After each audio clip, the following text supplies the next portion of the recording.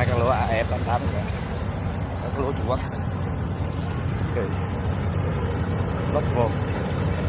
logo, logo,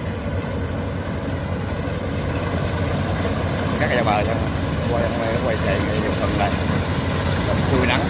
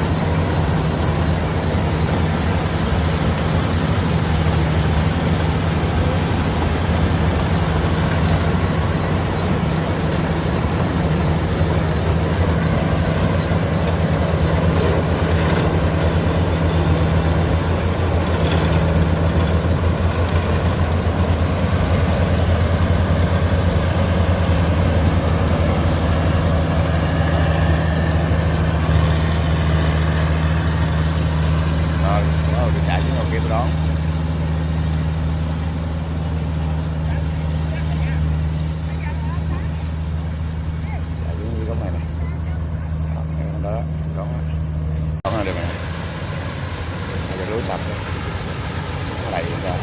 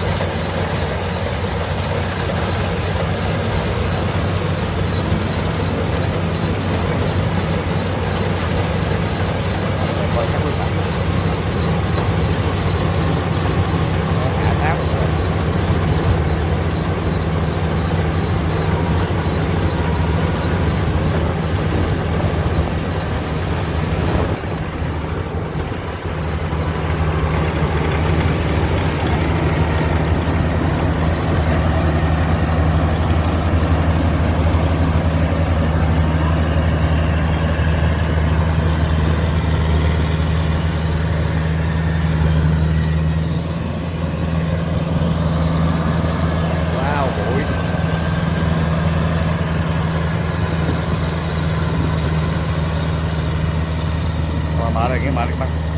Ôi chết rồi, chết rồi. Rồi chết. Mệt thiệt. Nó chạy vậy đó.